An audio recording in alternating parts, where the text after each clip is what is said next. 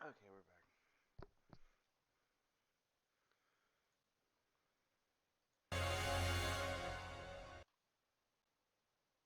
Are we capping for sure?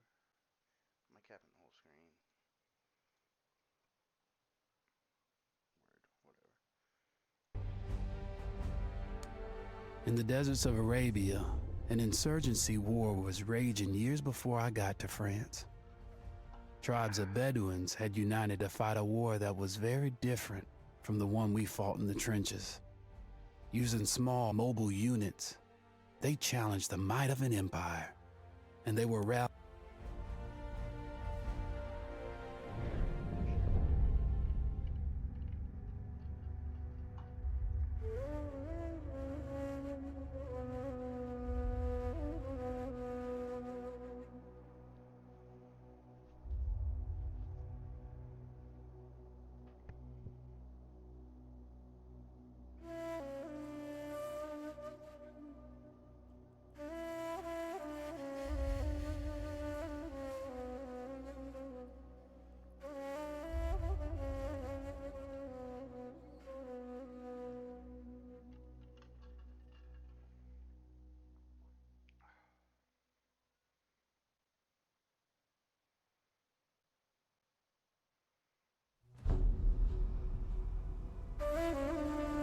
The Arabian Desert, a vast ocean of drifting sands and scorched, sun-baked rocks.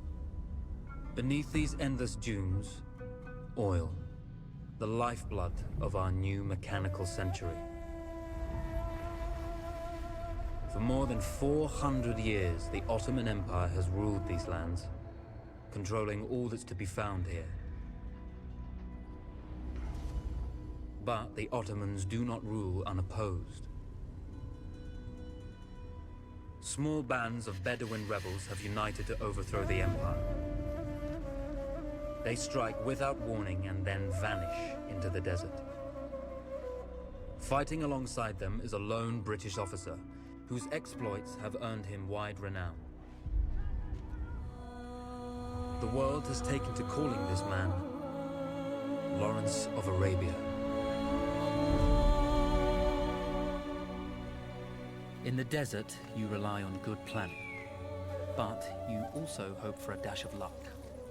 And luck was with us when we learned of a recently derailed Ottoman train carrying a most interesting piece of cargo.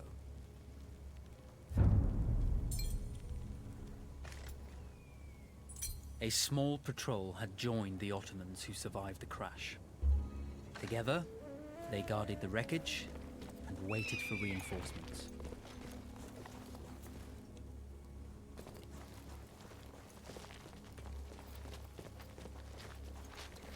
A lone fighter has just one advantage over a large enemy force. A lone fighter can move unseen.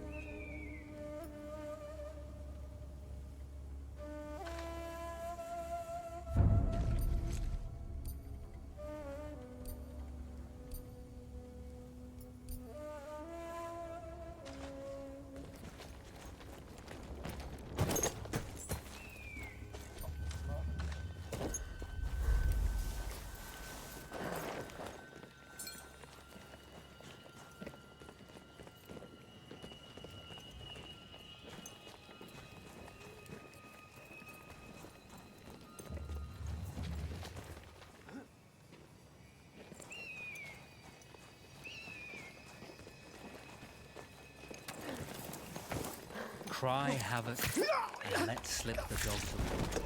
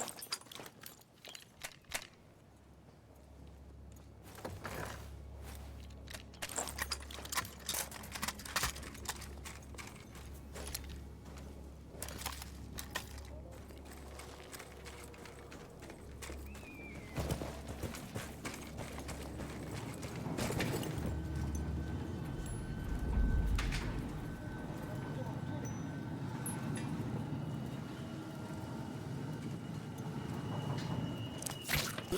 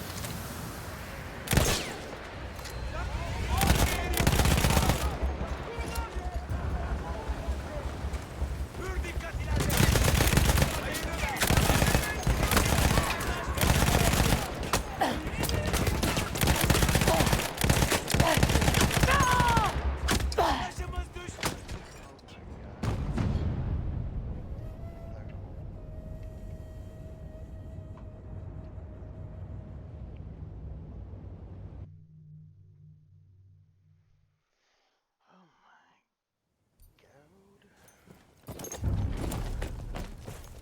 A lone fighter has just one advantage over a large enemy force. A lone fighter can move unseen. A small patrol had joined the Ottomans who survived the crash.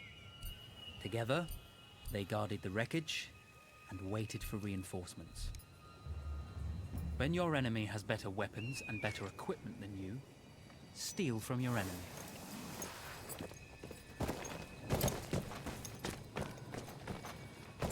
Cry havoc and let slip the dogs of war.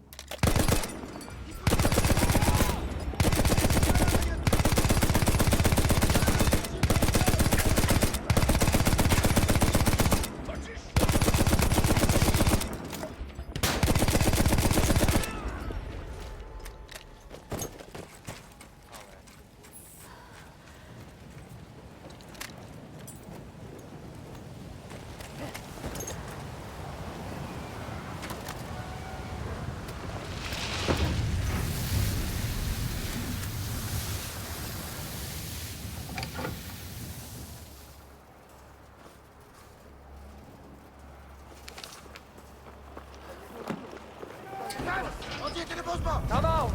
It's over!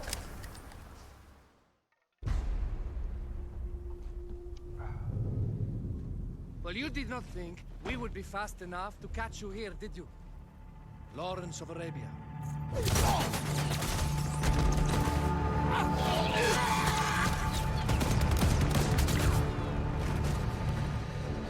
Actually, I was rather depending on it. Lawrence. Well, this is very clever. Now the hunter becomes the hunted. So who might you be? How enchanting you are, my dear. Ahmed. I'll show you enchanting. If it weren't for you, I'd be free. Free, is it? You'll be free when you're dead. And I'm happy to tell you, the Empire intends to grant you all this freedom very soon. Even now, an engine of destruction scours this desert, obliterating your allies, your families, your homes. Soon there will be nowhere to run. Nowhere to hide. Soon all that you know, and all that you love, will be ashes. You will all be free to die. Oh. Ah, you animal! Zara.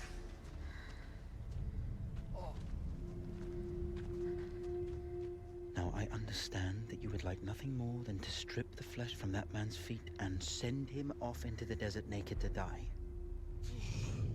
But think about it. You're right. I'm sorry. My friend here, she can be a little brusque. You're going to tell me how to lie to your train, so we can lure it into a trap and destroy it.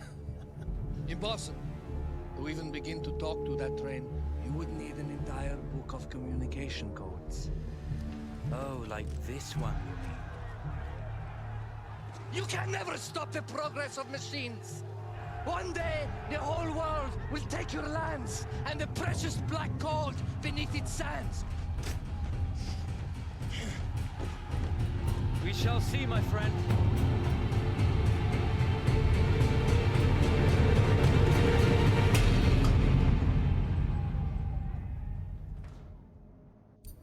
Of course, obtaining the codebook was not enough. To destroy this Iron Dragon, this Canavar, as the Ottomans had named it, we had to send it 3 encrypted messages telling it to stand down. There were Ottoman outposts scattered along the railroad tracks. The commanders there carried high-priority message capsules. We had to use those to send our orders. Infiltrating the village wouldn't be easy. A full detachment of Ottoman soldiers had occupied it. The Ottomans had chosen an isolated location for their desert outpost. It seemed lightly defended. It was also well stocked with arms and equipment. The ancient ruins were all that remained of a civilization now lost to time. The Ottoman Empire brought in the modern world with a host of armored vehicles and field guns. 3 commanders to eliminate, 3 personal message capsules to be stolen, and then sent with our false orders. How Zara tackled this dangerous and audacious mission was up to her.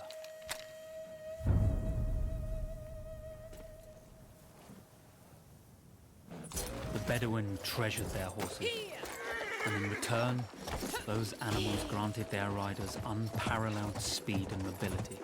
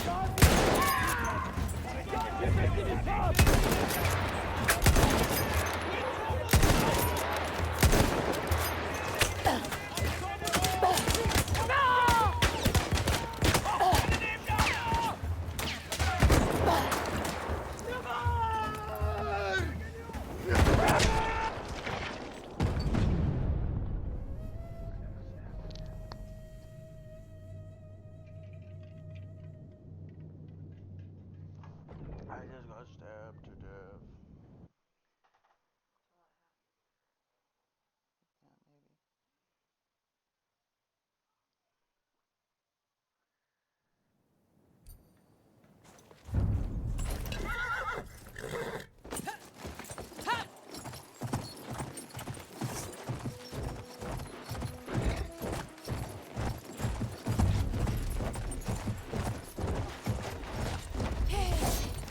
Yeah, maybe.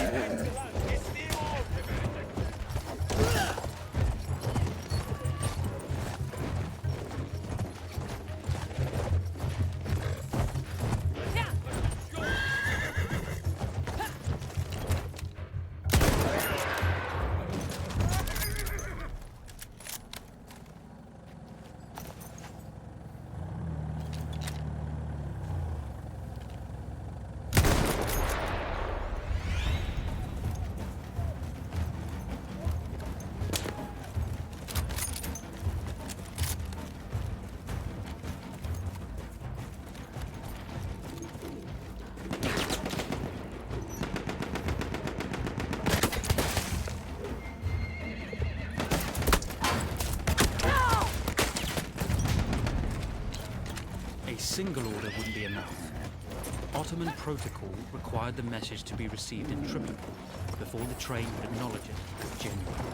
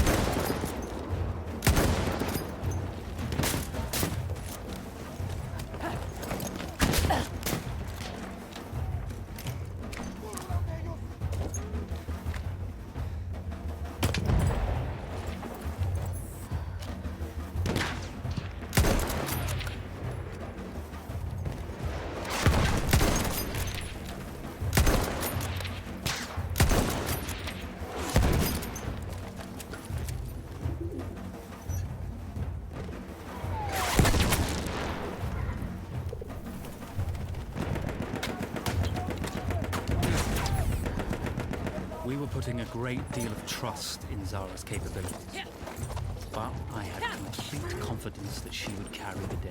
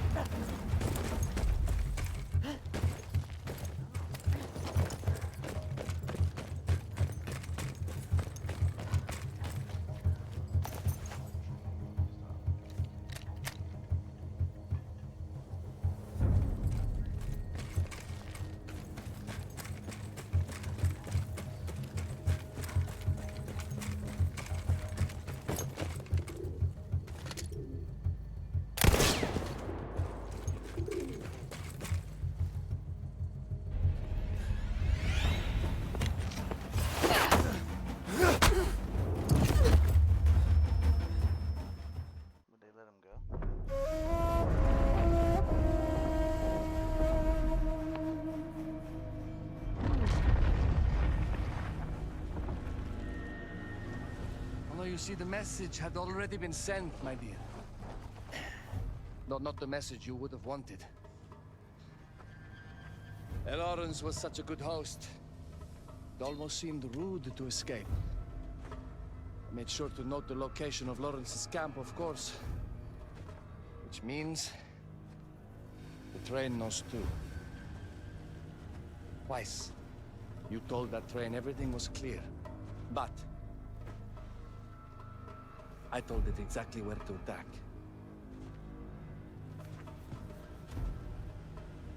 The beast has your scent, my dear. And it's coming to slaughter you and your little band of rebels. First, the firestorm from the cannon. Then, up close with the troops, to slaughter any survivors.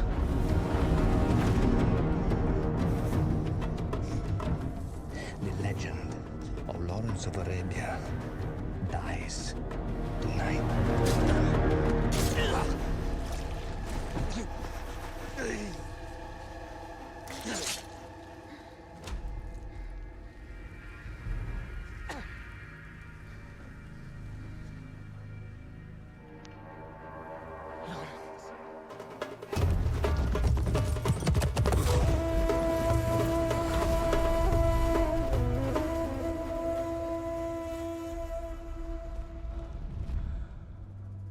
You slipped away just in time. Tilkitchi was a fool to think we'd ever stay after he escaped. The Canavar won't stop hunting us. No, it won't. Let me think. The train's coming a long way. So it'll have to stop to take on water. That's where we strike. Agreed. I'll deal with any sentries, then rig explosives on the track. Yes, and I'll rally our fighters. When I blow the lines, the train will be trapped. So when you hear the blast, you need to attack them with everything you have. It's good. But you know that there's a chance the men may not come. You may set off those explosives and find you're out there all alone. You know that. I guess I won't know either way until I set it off.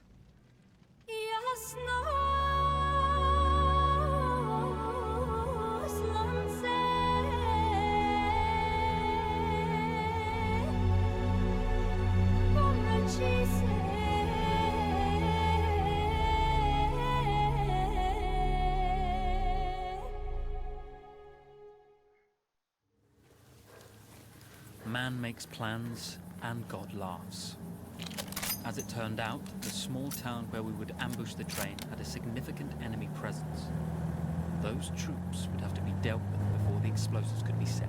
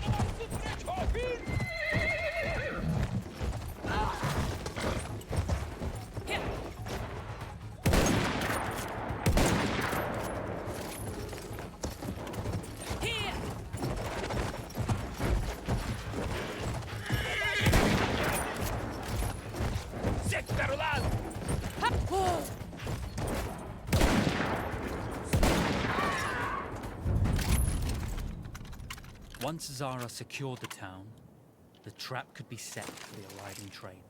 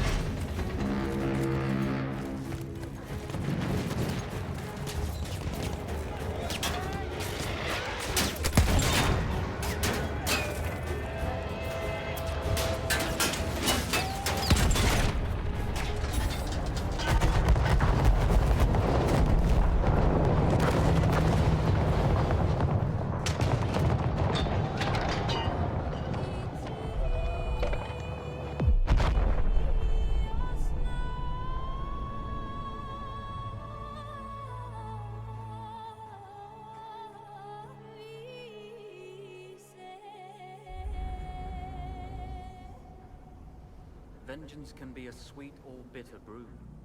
How did you find it, Zara?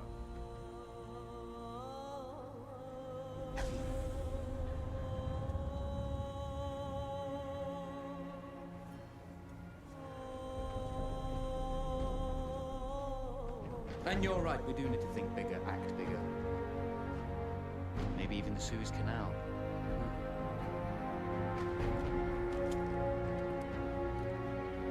Tell me, what do you know about battleships?